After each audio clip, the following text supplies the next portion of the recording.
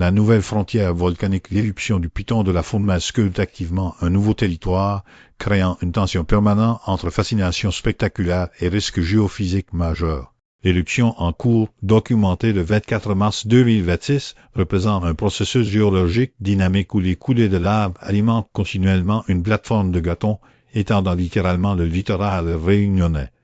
Ce phénomène transforme la cartographie de l'île en temps réel, offrant un spectacle visuel saisissant mais masquant une instabilité profonde. L'afflux de curieux sur le terrain, attiré par le contraste entre la lave incandescente et l'océan, entre en conflit direct avec les appels à la prudence des autorités, soulignant un dilemme entre valorisation touristique et impératif de sécurité civile. Anatomie d'une création tellurique, la genèse de cette nouvelle terre est un processus violent d'agression côtière, où la beauté esthétique est indissociable de la dangerosité intrinsèque du milieu. Le mécanisme est clair, la lave en fusion serpente le long des pentes du volcan avant de plonger dans l'océan Indien, déclenchant un panache de vapeur par contact avec l'eau et solidifiant progressivement en une plateforme instable. Cette nouvelle étendue, qualifiée de littoral modifié et craquelé, est par nature inhospitalière et en perpétuelle évolution.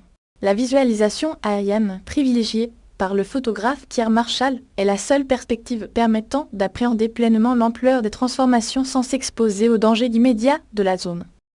Le paradoxe de la perception immédiate, la médiatisation par l'image sublime, le phénomène d'instructeur-créateur, créant un récit public qui peut minimiser les risques systémiques. Les prises de vue aériennes, d'une puissance visuelle incontestable, immortalisent le spectacle du rouge vif contre le bleu profond, façonnant la perception de l'événement pour le grand public.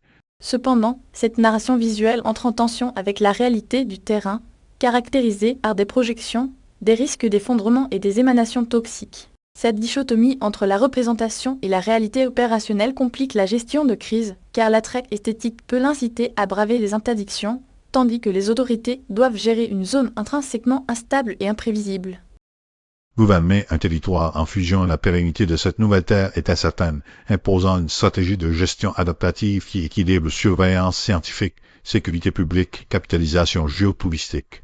Le verbe est que le volcan appelle avec force son rôle de force géologique primaire, dont l'évolution échappe au contrôle humain. La plateforme de lave, bien que constituant un gain territorial immédiat, reste un environnement hautement dynamique et potentiellement éphémère. Les prochaines étapes stratégiques doivent impérativement inclure une surveillance renforcée par les scientifiques de l'Observatoire volcanologique, une communication publique transparente sur les dangers, instabilité, gaz et une réflexion à long terme sur la valorisation responsable de ce nouveau géosite.